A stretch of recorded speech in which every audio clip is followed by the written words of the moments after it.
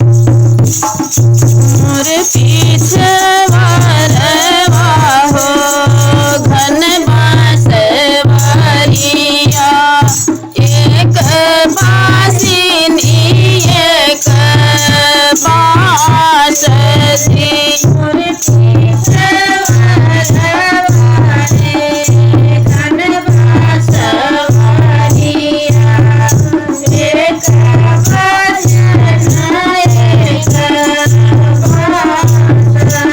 मैया की कोखिया माँ तुई रे ललनवा, एक बहिनी एक भाईजी। मैया के कोखिया में तुई रे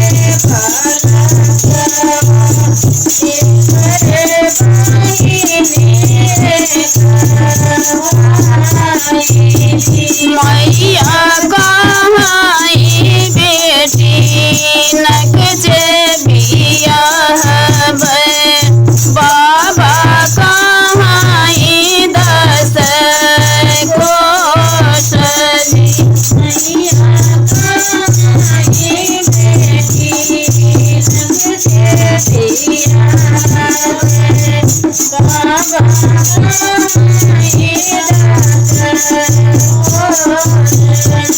भैया कहाई बहिनी काशी बियाह, नीति उठ की हुआ स्नान जी।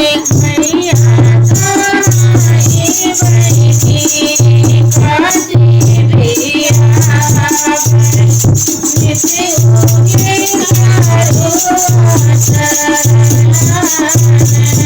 मैया कहाई बेटी नीति उठियायो, बाबा कहाई छठी मास जी। मैया कहाई बेटी नीति उठियायो, बाबा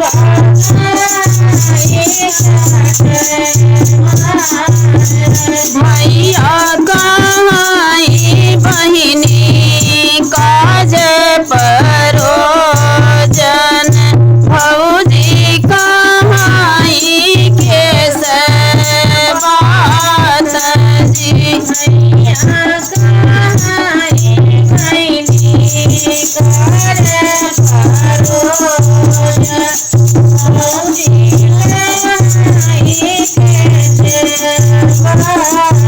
मैया जे दीना है अनधन सोनवा, बाबा जे लहर पटोर जी।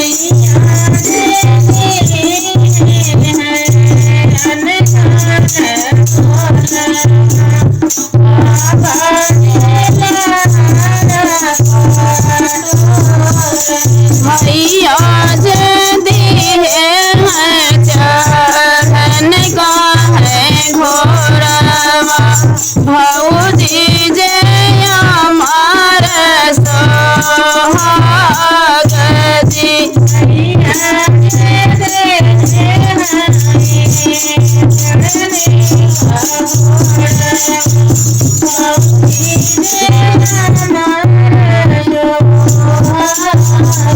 मैया कया न धन चुकी जाकी जाई है, फट जाई है लहर पटोर जी।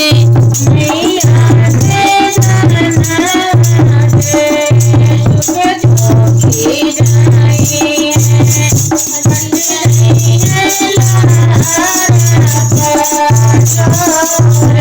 मैया के घोड़वा प्रभु नाग्र खोनाई है, भौजी जन माया ही बात जी।